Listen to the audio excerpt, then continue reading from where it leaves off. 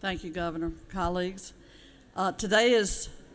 we're wearing red for heart health with the American Heart Association, and appreciate everybody doing that. And we're wearing blue jeans to honor a longtime colleague here, leader in agriculture, the late John Bullock.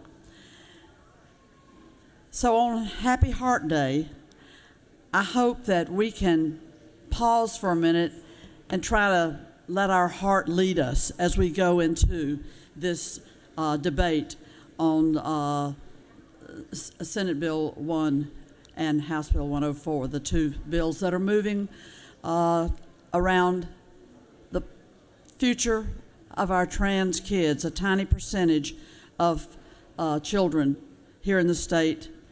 But hey, all for one and one for all. I'm going to read to you a letter from a Georgia mom whose child is a 12-year-old trans boy. Dear Georgia legislators, in light of the proposed bills, Senate Bill 1 and HB 104, I'd like to tell you a bit about my own child's experience as a transgender kid playing sports. I hope that hearing about what team sports participation means for children like mine can help to give you a closer view into what Georgia children are experiencing. My son has been on summer swim team for 6 years. For the first 5 of these, he competed on the girls' team, as he was assigned female at birth, and he hadn't yet let us know how uncomfortable that felt for him. Last summer, he competed as a boy on the swim team for the first time. I was terribly nervous. Would they make fun of him? Would they accept him? What about bathing suits? He'd been having a hard time with other kids making fun of him at school after he socially transitioned. That is, he started using a new name and pronouns and got a more masculine haircut. And he'd been coming home depressed and wanting to do nothing but shut himself in his room. Would swim team just add to that misery? Last summer's swim team, with my son competing as a boy, was an amazing experience. He hung out with the other 12-year-old boys. He was accepted as one of them, seeing who could swim breaststroke faster, learning to swim butterfly, messing around and dumping swim caps full of water on each other's heads. I watched him practice from the parents' area, and I saw my child look free for the first time. I wondered what looked so different from the previous year. And I think it was that he didn't look scared. He looked comfortable. He didn't look like he was waiting for something to go wrong. He was happy and confident. He wore boys' swim trunks and a swim shirt. At swim meets, he looked like all the other preteen boys. I doubt anyone on the other teams knew that he was a trans boy. At practice, everyone knew he was a trans boy because almost everyone remembered him from the previous summer when he'd competed for the girls' team and used a different name. They accepted and protected him. If somebody accidentally used the wrong pronoun, a teammate would correct them, saying, "You mean he."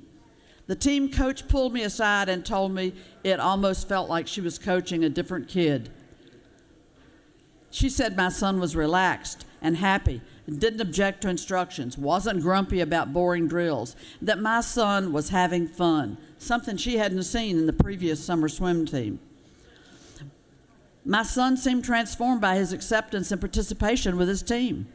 During and after swim season, he spent more time out of his room and with our family. He joked. He smiled. He'd been waiting to belong, for his peers to say, "You're okay as who you are." And they had done that. Then the school year started, and his peers at school were not as accepting. A few of the boys there did not want him to play on the boys' soccer team at recess. The other boys complained to the teachers they didn't want a girl on their team. My son came home talking about how he hated soccer, and because of it, he hated school. I got calls from his teachers about how he was mean to other kids on the playground, which surprised him because he had always been so welcoming and accepting of everyone. The school would not let him use the boys' changing room for sports. He didn't want to change in front of anyone, didn't want to see anybody else change. He's a preteen boy with a preteen boy's embarrassment. He stayed home from school the next day crying, refusing to go back. This was a school he had loved, where he had been loved by the teachers and felt at home. He went from being an ebullient boy of the summer to being sad all the time. Didn't want to play soccer, didn't want to go swimming at the YMCA, didn't want to do anything anymore.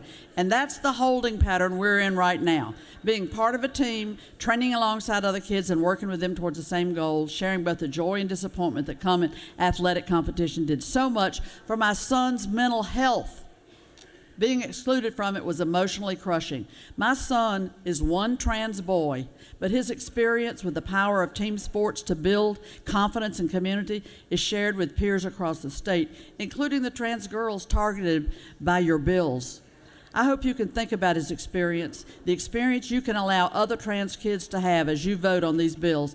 I know you want what's best for our kids. Give them mental health, give them belonging, give them sports. Thank you. Thank you, Senator. If everybody can be mindful when the